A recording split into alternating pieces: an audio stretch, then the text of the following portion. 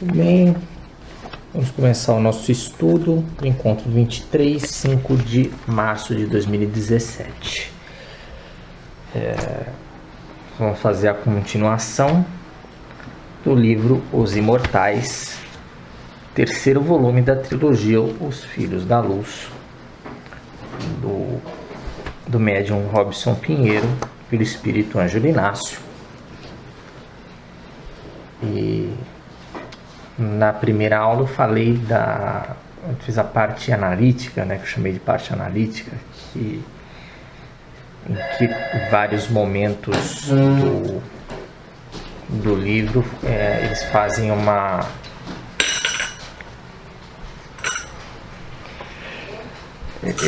análise da relação entre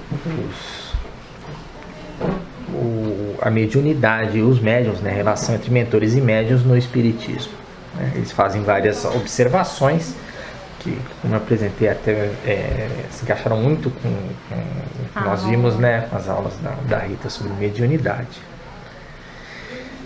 E essa segunda parte eu chamaria de a parte narrativa, que conta, na verdade, um caso dessa relação entre mentores e médiuns. Na verdade, mais especificamente, como é um caso, a relação entre mentores e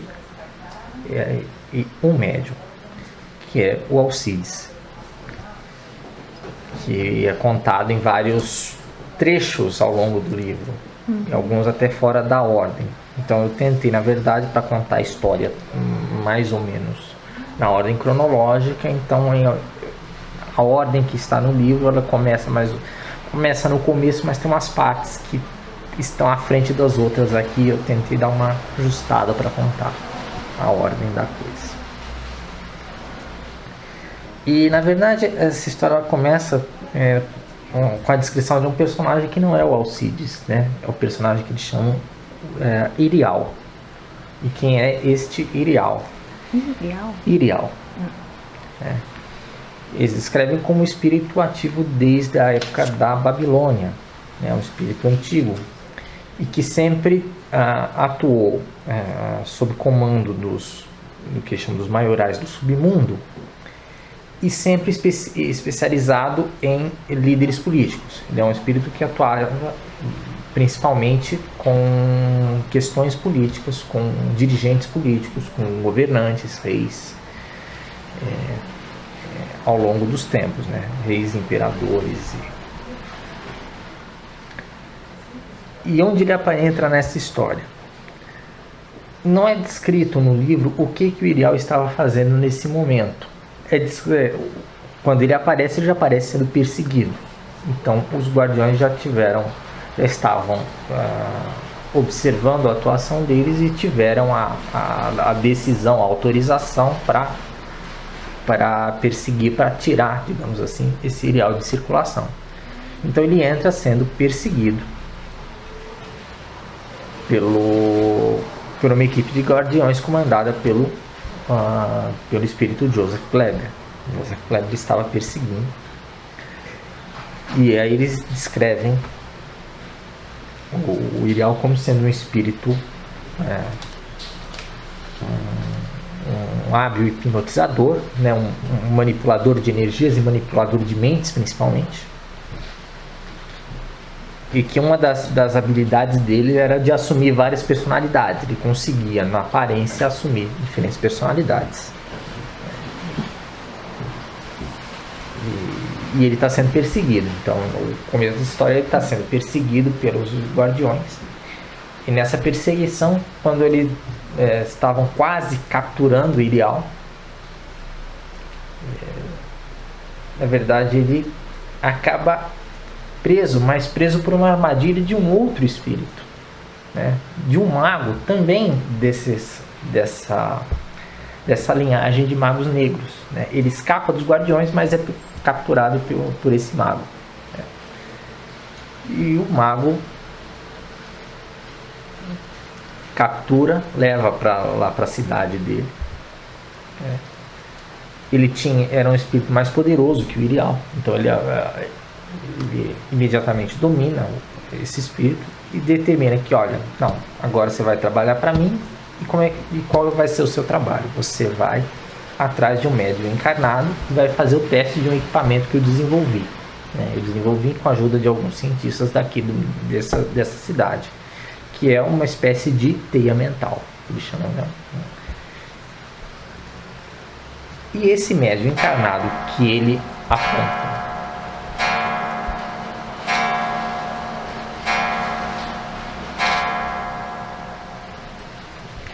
aponta, para o Irial acompanhar, é o Alcides, o nosso Alcides da história.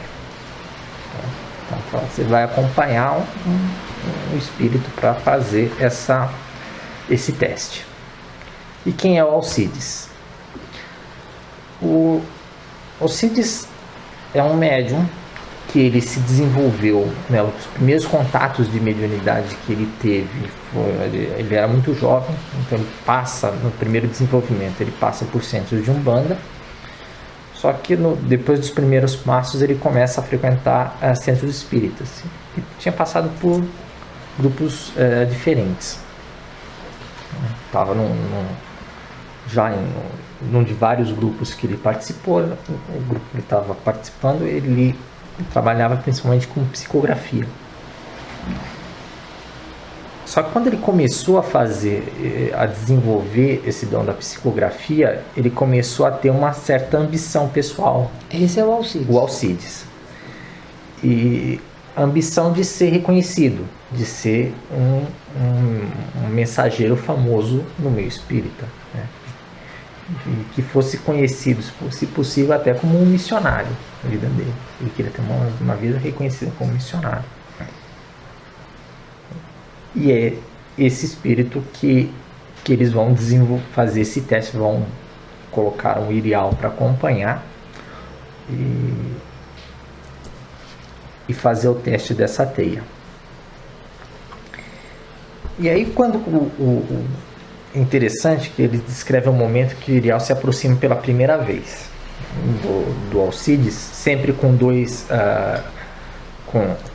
espíritos que o acompanhavam em toda essa tragédia, essa história.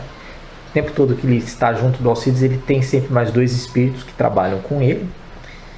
E nessa primeira aproximação, o mago está vigiando, porque eles não se confiam muito nesse meio. Então o mago estava vendo se o Alcides, se o Irial ia cumprir o prometido, tá lá de olho. Só que quando ele chega perto do Alcides, o mentor do Alcides já aparece assim, né? Vocês querem com o meu protegido. E aí começa a ter uma discussão entre o Irial e o anjo da guarda, né? O espírito de guarda do Alcides. Nesse momento o mago intercede e fala assim, tá vendo que ele não, talvez a discussão evoluísse para uma disputa de energias, de forças. O mago falou assim, por que vocês não deixam o Alcides escolher o caminho dele? Aí o mentor gostou da ideia, falou, verdade, vamos ver, vamos deixar, confio no meu médium, vamos deixar que ele escolha quem que ele quer seguir. Não, coloque a mão no fogo.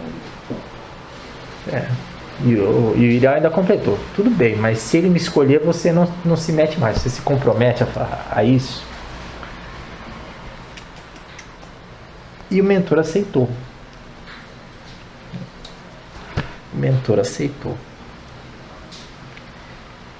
E aí ele achou, então tudo bem, vou tentar chegar nele.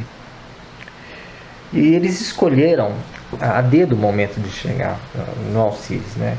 Ele se aproxima numa cidade que não era dele, que ele tinha ido lá uma palestra, não identifica a cidade, que ele estava num quarto de hotel.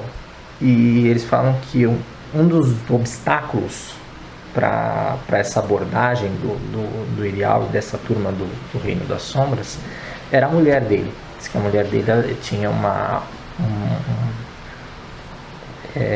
tinha um equilíbrio espiritual grande e que é um obstáculo à aproximação.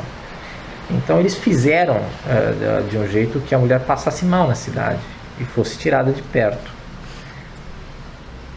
E eles descrevem que nesse momento que ela passou mal, ela foi para o hospital e ele estava sozinho no hotel.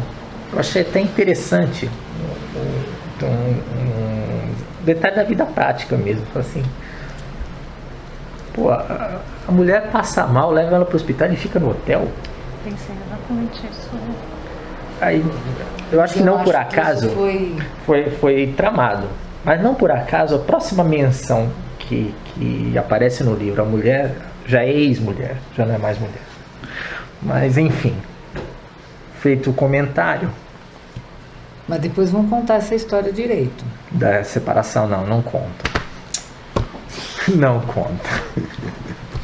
Mas assim, no momento ela era mulher, ela ia para o hospital e ficava no hotel, e no momento seguinte já é ex-mulher. E o Irial capricha na apresentação. Como eu falei, ele é um espírito que ele tinha a habilidade de assumir diferentes identidades. Então ele não chega com a cara normal dele, a cara natural. Ele se apresenta como uma jovem mulher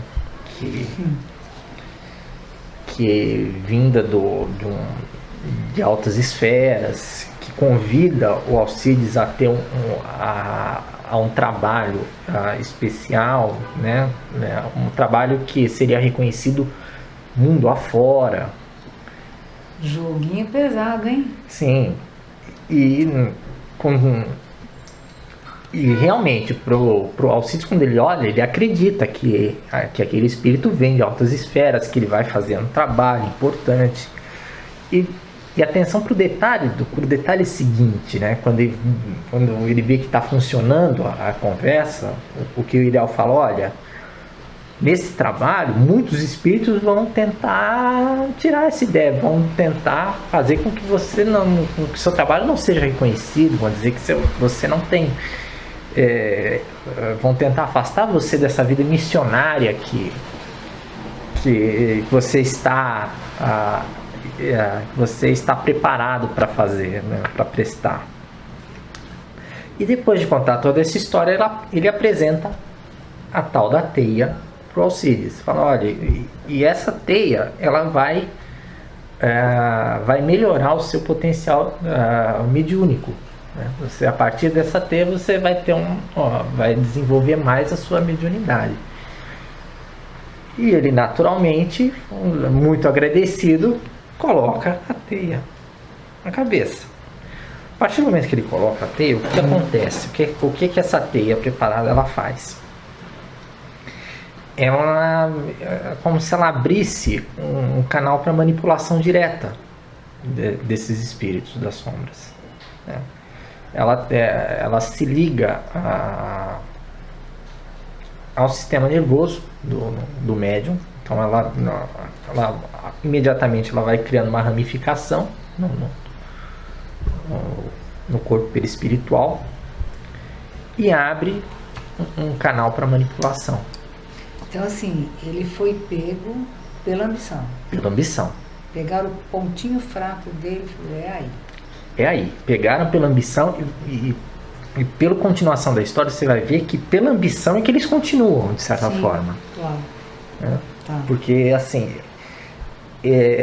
o mecanismo, né, o aparelho, ele era potente, mas não é impossível de ser revertido. Mas isso nós vamos chegar para frente. E qual o plano a partir do momento que o Alcides colocou a teia? Falou, olha, o plano era que o Irial iria se passar por vários espíritos, né?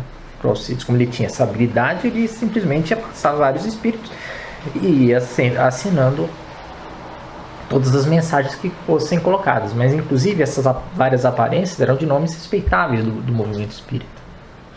Então ele ia se passar por vários e assinar todas as mensagens. Manipulação total. Manipulação total. Só que com um requinte a mais, né? Qual era o tipo da mensagem? Seriam mensagens assim, que seriam... elas pareceriam conservadoras o suficiente para que ninguém duvidasse. Então ela teria todo um formalismo que, passando por qualquer comissão de unificação da doutrina, ela seria aceita. E teria só detalhes, né? Só por detalhes do conteúdo é que teria algo, digamos, das sombras. Então ela teria só uns requintes de mensagens não edificantes no meio. Ela estaria muito bem disfarçada para ser aceita e divulgada. Esse era o plano. E a teia facilitaria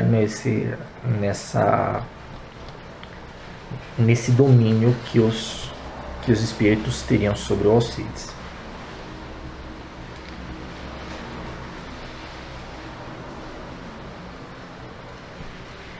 É interessante a partir desse momento, naturalmente, o mentor dele fica frustrado e arrependido, né? Falou, como pensar, dancei. Mas já ele fez a proposta, ele simplesmente acompanhava, mas sem saber o que fazer.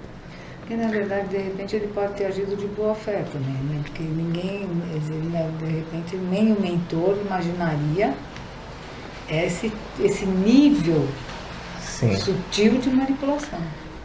Sim, totalmente de boa fé. Mas aí está um detalhe do mentor, como ele é descrito mais para frente no livro. Ele não era um mentor que tinha muito conhecimento. Ele era desses mentores pessoais, ele era mais simples. E, de certa forma, ele tinha uma ligação antiga com Alcides e ele tinha insistido muito para ser mentor, né? O espiritual olhava e falava, né? Não sei se ele tem o mais adequado, tal, mas ele insistiu muito, não consigo fazer o trabalho, tal. Aceitaram que ele fosse, mas ele não tinha esse conhecimento para lidar com espíritos do nível do Irial, por exemplo. Então,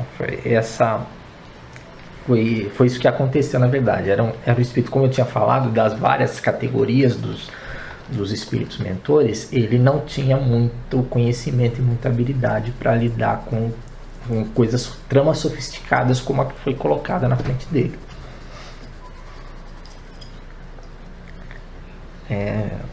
O livro apresenta um exemplo de como o Irial atuava junto com Alcides e mostra uma atuação do Alcides num táxi, né? Ele chega para o taxista e começa a falar, não, porque eu sou médio, percebo alguma coisa. O Irial começa a soprar algumas coisas do taxista, assim, para inflar o ego do Alcides, assim, mesmo mostrando. Não, eu percebo que você está com situações assim, né? Só o Irial apontando para ele e o taxista, não, é verdade, não sei o que, aquela conversa, e ele sai do táxi todo animado, todo contente. Mas era o Irial que estava, não era o... E aí, alimentando a vaidade. Agora tem uma coisa interessante dessa relação, que o Alcides, com uma certa frequência, o contato dele com o Irial e com esses dois que estavam sempre juntos do Irial, sempre no mesmo ambiente, né? Se aproveitavam das energias do Alcides também. O Alcides, de certa forma, o organismo dele se ressentia do tipo de energia que ele tinha. Então todos os trabalhos que participavam esses espíritos eram trabalhos que desgastavam a energia dele, que no final do trabalho ele se sentia cansado, às vezes se sentia com mal-estar, porque eles tinham energias da natureza deles mais carregadas, mais pesadas. Então não era raro que o Alcides, de tempos em tempos, pedisse preces para o grupo dele. Preciso de preces, preciso preciso que orem por mim, porque realmente ele não se sentia bem depois do trabalho. Num desses episódios que ele pede preces, um amigo dele, do mesmo grupo, o Tobias, que também tinha uma mediunidade desenvolvida, ele adormece e durante o sono ele se desdobra e vai atrás do Alcides. E quando ele encontra o Alcides, ele já percebe a situação, ele já vê o espírito e os outros dois, né, o Irial e os outros dois, da forma que eles são, sem eles se apresentarem como espíritos superiores. E quando ele chega, o Irial percebe que ele percebeu qual era dele, ele passa a assumir, ele passa a ameaçar o Tobias. Olha, e como é que ele ameaça? Ele vai falando que ele não tinha a menor chance contra ele, que ele era um desenvolvido. E é interessante que enquanto ele vai falando, ele vai mudando a aparência dele para aparências de espíritos conhecidos do espiritismo. Então ele vai falando uma frase com a aparência de um, uma frase com a aparência de outro. E fala, o Alcides nunca vai acreditar em você. Porque eu tenho essa credibilidade, né? Vai mostrando. Ele nunca vai acreditar. Foi mostrando.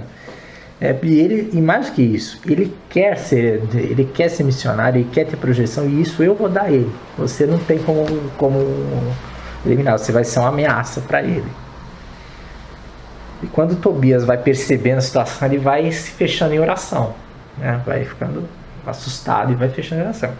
Quando ele vai se fechando em oração, os guardiões atendem o chamado da prece do Tobias. E acontece uma coisa interessante, que é muito do que eu falava na outra aula, de como os médiuns veem os seus mentores.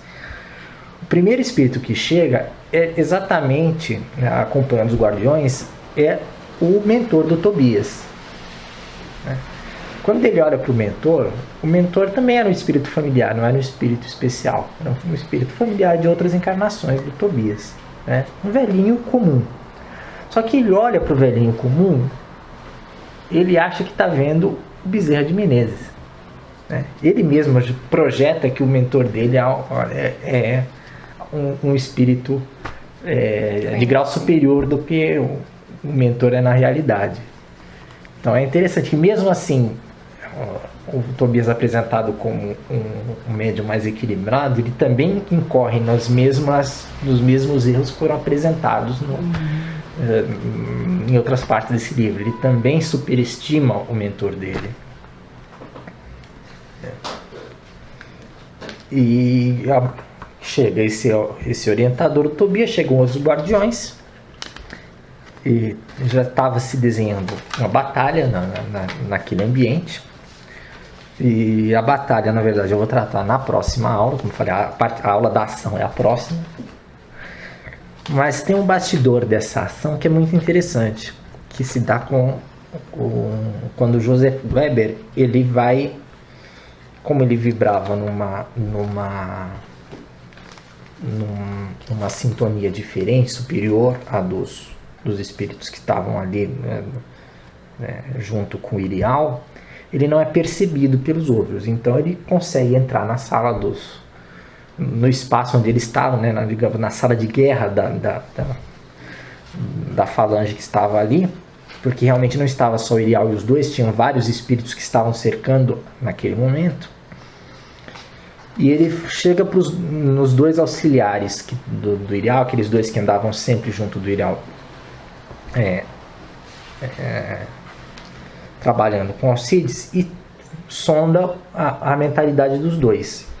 E quando ele sonda a mentalidade dos dois, ele vê a última existência deles na Terra. E volta para o período da Segunda Grande Guerra, que aqueles dois espíritos, eles eram cientistas alemães. Os companheiros do Irial. Os companheiros do Irial. Tá. Eram cientistas alemães durante a Terceira Guerra que faziam experiências. Eles já tinham ligação com o Irial já comandava eles, já comandava a mentalidade deles, já tinha influência sobre eles. mas eles atuavam especificamente na ciência. Eles faziam muitos experimentos com crianças.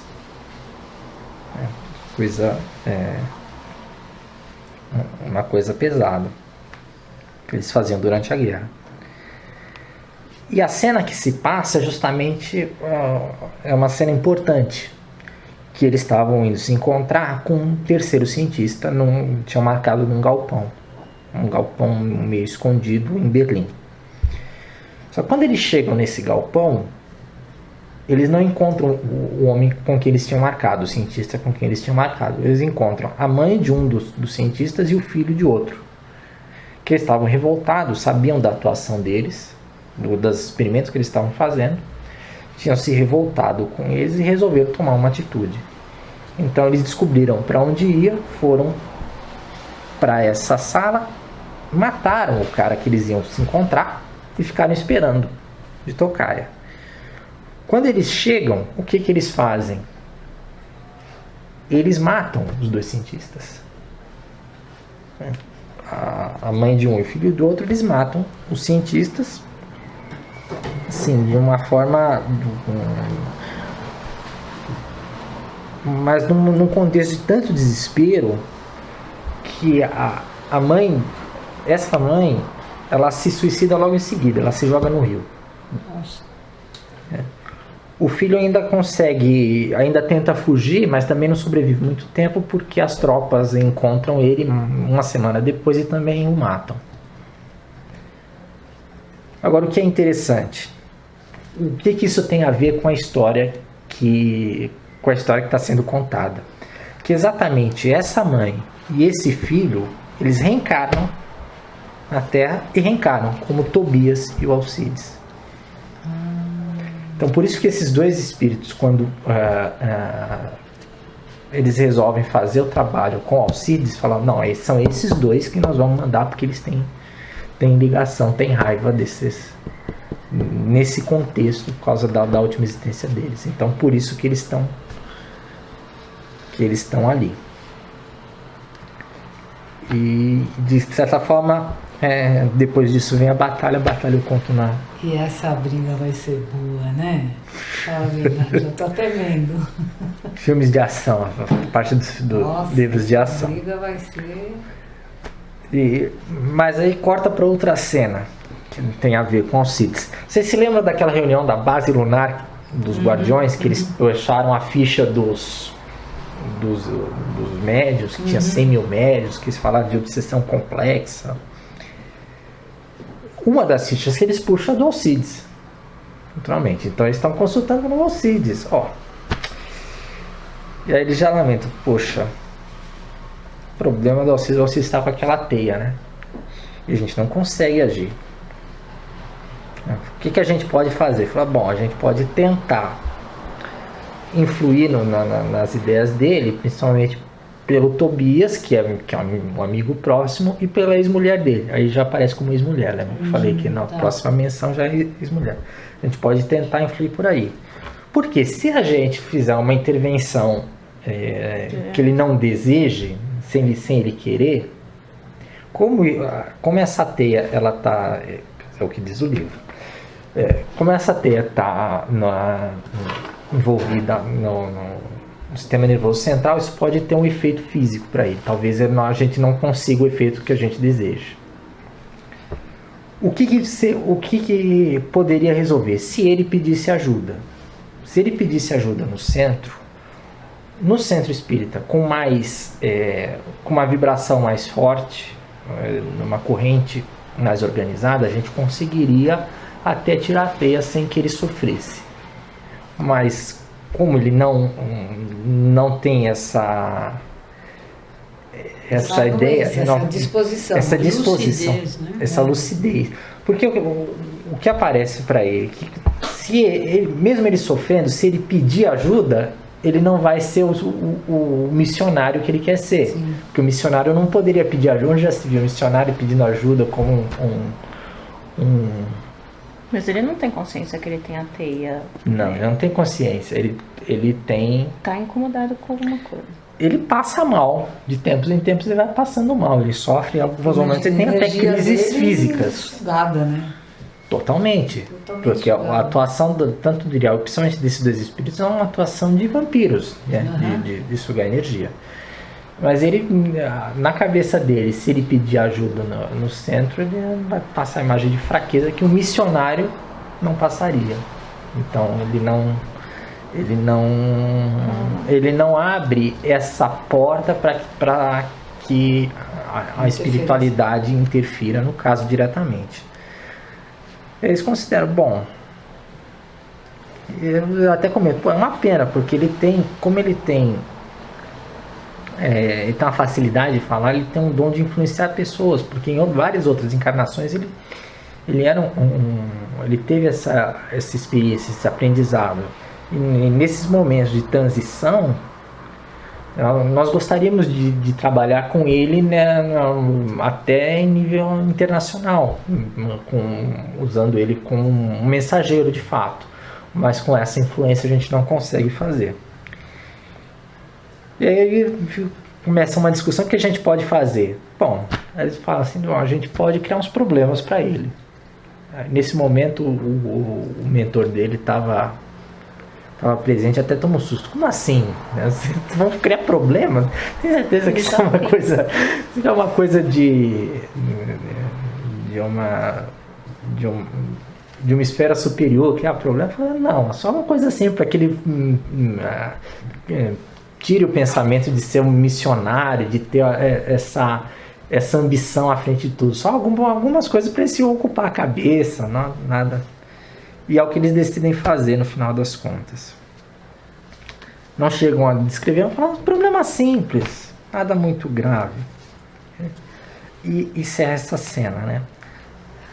E a cena seguinte se passa na casa do Alcides, né? Que tá, como eu falei, o Irial e os dois inimigos próximos estão junto do Alcides, sugando a energia dele, atormentando, colocando,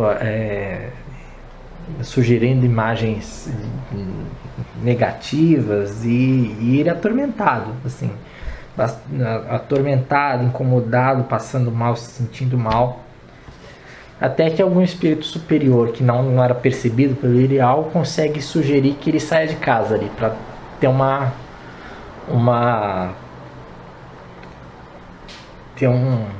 digamos, um refresco dessa ideação que eles colocavam. E ele saindo de casa, só que ele consegue chegar no hall do prédio. Só quando ele chega no hall, os espíritos que estavam falando acham estranho, né? Porque como eles não perceberam a influência, falam: como é que ele está agindo assim? Você não mandou ele fazer isso, né? Aí eles resolvem atacar de vez, né? Atacam as energias dele, e ele acaba tendo desmaio no hall do prédio. O porteiro vai socorrer. Só que quando o porteiro, ao mesmo tempo que o porteiro socorre, aí aparece, intercede no momento, Bezerra de Menezes, o verdadeiro Bezerra de Menezes, aí no caso, aparece, afasta os espíritos que estavam perseguindo e leva o corpo espiritual do Alcides para uma casa de socorro não longe dali. E ele tem um socorro imediato, mas não um socorro definitivo, porque a teia continuava ativa e funcionando. Então ele é só um pronto-socorro, né? Um PS, que quando ele voltasse para o corpo continuava a ter o mesmo quadro de influência anterior, né? E a última cena, penúltima cena, tem uma cena pequena depois. A última cena acontece também na casa do Alcides, né? Só que dessa vez o Tobias também estava na casa dele. E quando os dois estão lá na casa do Alcides, o Tobias começa a perceber a presença do Irial e dos outros espíritos ali. Percebe exatamente como eles são. Não percebe, já sabe, assim, não sabia exatamente, porque da outra vez ele estava desdobrado, não se lembra totalmente do que... Não se lembrou totalmente do que aconteceu na cena anterior, mas ali acordado, desperto, né, em vigília, ele percebe os espíritos E ele tenta falar para Alcides que o caminho que ele estava seguindo não era um caminho adequado, que ele deveria, né, ser mais modesto no trabalho, procurar trabalhar sem a obsessão de ser conhecido, de ser famoso. E Alcides fala que ele não pode desistir e pede para o Tobias se afastar dele. Fala, olha, não venha mais aqui à minha casa, eu sinto falar isso, mas pede que ele se afaste. E quando ele pede que ele se afaste, ele tem um momento da mediunidade que ele vê os espíritos exatamente como eles são, né? O Irial, os dois e mais um bando, que naquela cena tem um bando de espíritos ao redor deles e todos com afinidade com o Irial. E ele se assusta, assim. Só que ao mesmo tempo ele percebe não só a real natureza desses espíritos, mas ele percebe que se ele pedir ajuda, ele abre mão da ambição dele. E aí ele não abre mão da ambição, ele percebe, mas ele fala, não vou pedir ajuda, vou até o fim. Porque pedir ajuda para ele é um sinal de fraqueza. Pedir ajuda é um sinal de fraqueza, abre mão, ele não vai ser... Não vai ser reconhecido. Com orgulho, com tudo junto, misturado. E aí, nesse momento, o Tobias faz uma oração muito, muito sincera, muito, muito sentida. E na oração de Tobias, mais uma vez, os guardiões aparecem ali, tentam fazer uma limpeza do ambiente.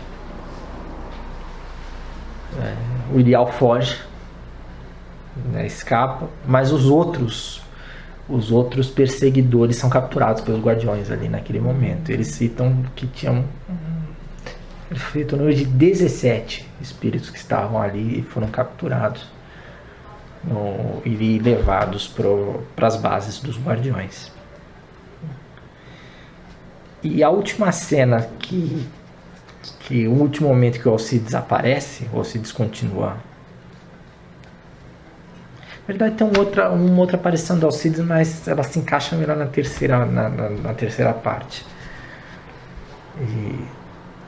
Mas o que fecha essa história, esse caso do Alcides que eu estou apresentando, que o livro apresenta, é que tem um momento que o Irial, na verdade, ele se incomodava de estar ali, porque ele era um cara que agia junto a dirigentes mundiais, a presidentes, a primeiros ministros, a embaixadores, e ele estava incomodado de estar ali seguindo o médium, pagiando o médium. Ele estava meio... sempre se reclamava e, aliás, o livro apresenta até como uma das razões para ele judiar tanto do Alcides é que ele tinha raiva de estar ali preso naquele espírito quando ele, médiumzinho enquanto ele estava perto do poder. E aí um espírito menos gabaritado, né, chega falando, chega perto do Irial, meio com quem não quer nada, fala assim, então, a gente podia fazer um trato, assim. Que trato você quer, assim? Não, você podia agir ali pra me ensinar o que você faz aí, que eu assumo o teu lugar e você não faz todo o trabalho, você pode fazer o seu trabalho mais nobre. E aí o Irial gostou da ideia, né? Ele que era um manipulador, né? Ele consegue hipnotizar esse espírito e manipular para que ele se parecesse com ele mesmo e com o que era preciso para fazer aquele trabalho. Então, de certa forma, ele deixa um espírito menos gabaritado perto do Alcides e vai. Deixa um clonezinho e vai fazer as coisas dele, vai para perto do poder, digamos assim. E esse é o último